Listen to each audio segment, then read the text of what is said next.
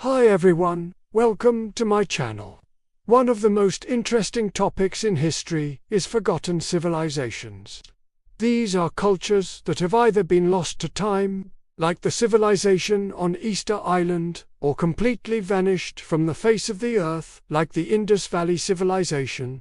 And then there are mysteries, like the lost city of Atlantis, which many believe is real, while others believe it's just a fanciful story created by Plato. Today, we'll be looking at 3 different examples of lost civilizations and ancient mysteries. We'll also explore how modern science is helping historians solve some of these mysteries. Starting off this countdown, we have the lost city of Atlantis. Atlantis is probably the most famous lost city in the world.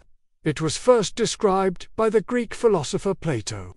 In 360 BC, he said that it was an actual place situated in the Atlantic Ocean, that was home to a powerful and advanced civilization. But around 9,000 years before his day, it was destroyed by a single catastrophic event. In his text, Plato described Atlantis as being 8 times larger than the landmass of modern-day Sicily, and said that its people were a hybrid race between humans and gods who possessed superior technology and were one of the most powerful naval forces known to man. They were eventually overcome by hubris and decided to wage war against the god of the sea. As punishment for their insolence, the gods flooded the island, killing all of its inhabitants and sinking its great cities into the depths of the ocean. Even though this sounds like a crazy story, many scholars believe there is some truth to it. It's believed that Plato got the idea for Atlantis after visiting an island that had recently been destroyed by a tsunami, something that could have happened somewhere in the Mediterranean or the Aegean Sea. But what do you think?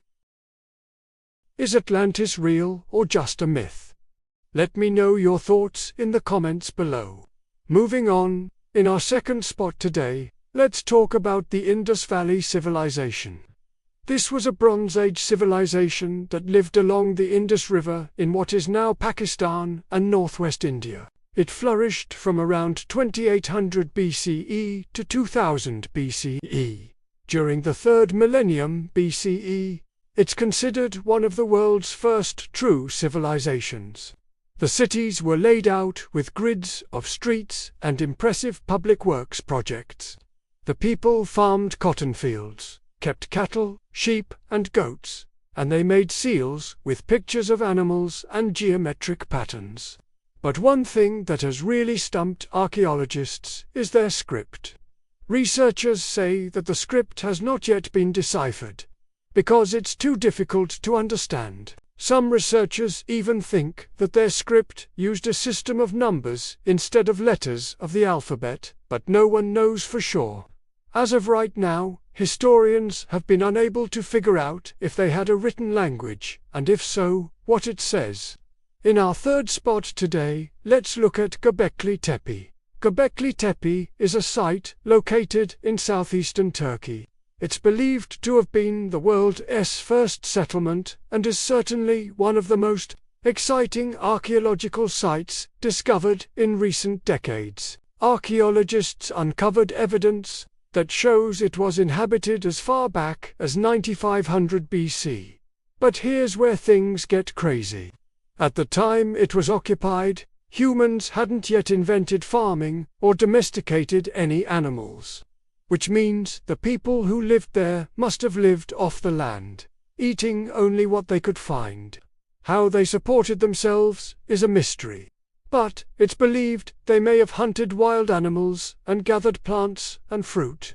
What's even more incredible is that someone, or some people, erected large structures during this time period.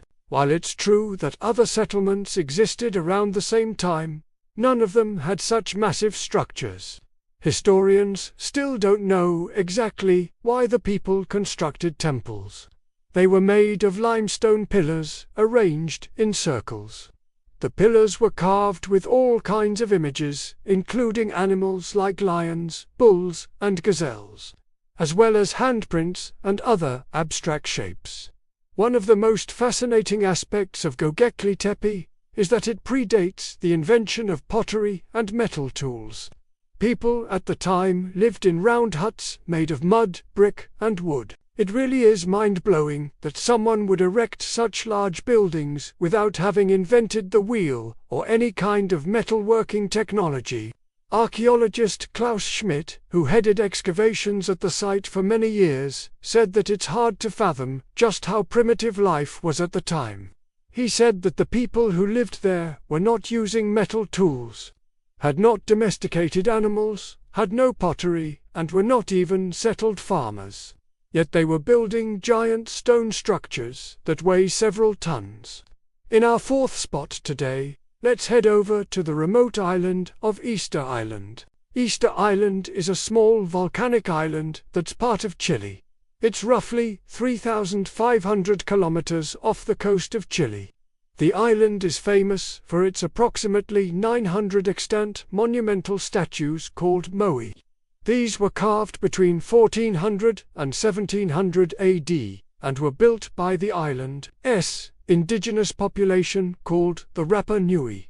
Most of the statues have long noses and rectangular ears, and they have very stern faces. Their arms are outstretched as if they're about to engage in some sort of labor. They average 4 meters tall and weigh 12.5 tons. So how were these enormous statues built? There are two theories.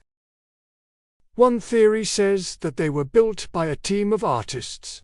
This is based on the fact that each statue looks identical. If they were carved by a group of different artists, you would expect each statue to look different. Another theory is that they were carved by a single artist over the course of several years. This theory makes sense because a single person would likely want their masterpiece to look identical. But how did they move these giant statues? Well, recent research has shown that the statues were moved using ropes and wooden rollers. The Rapa Nui people would put ropes under the statues and then roll them across the island. But this wasn't easy. It took dozens of men to move each statue, but somehow they managed to move hundreds of them. No one's sure exactly how the statues were made or why. Some believe they represented important chiefs or ancestors, while others think they represented spirits or deities. And now for our final two civilizations and mysteries. But first, I'm going to give a big shout out to two supporters. Thanks so much for watching and supporting this channel. If you want to learn more about ancient civilizations, stay tuned for more information.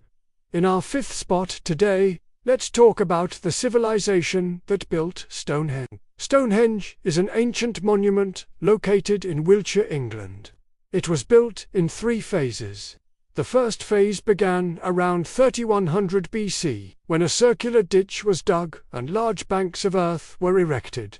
Between 2000 and 1600 BC, a circular wall was constructed inside the ditch. Finally, between 1500 and 1000 BC, a series of standing stones were built in a circle. Each stone monolith weighed several tons. The stones were arranged in a horseshoe shape and were connected by large wooden posts. But who built Stonehenge? For the longest time, historians believed it was the Druids. These were members of a secret society who lived in Great Britain during the Iron Age. They were rumored to perform human sacrifices and practice all kinds of black magic. But researchers now know that this is just a myth. There's absolutely no evidence that Stonehenge had anything to do with Druidic worship. Instead, it was probably built by the ancestors of the Celts, who were early European peoples who lived during the Late Stone Age. It's believed that Stonehenge was a burial ground for some of the earliest Europeans. Finally, in our sixth spot today, let's discuss King Tut's tomb. On November 6, 1922, Howard Carter discovered the tomb of King Tut in the Valley of the Kings near Luxor, Egypt. It was the first intact pharaoh's tomb ever found. Everyone was excited, but they didn't realize just how exciting it really was until they opened it. Inside the tomb, Carter found a golden sarcophagus decorated with scenes from Egyptian mythology. The sarcophagus contained the mummy of King Tutankhamun, one of Egypt's youngest pharaohs. King Tut ruled from 1330 to 1323 BC. He was only 9 years old when he took the throne. His father, Akhenaten, had tried to convert the Egyptians from worshipping multiple gods to worshipping a single god named Aten. When Akhenaten died, King Tut reversed this policy and restored traditional Egyptian religion. He was the first pharaoh to do so. Scholars are still trying to piece together the mystery surrounding his death. It's believed he died of malaria and broke his leg in a chariot accident, but no one is 100% certain. But that's it for today. Which of these lost civilizations was the most fascinating? Let me know your thoughts in the comments below. And don't forget to subscribe.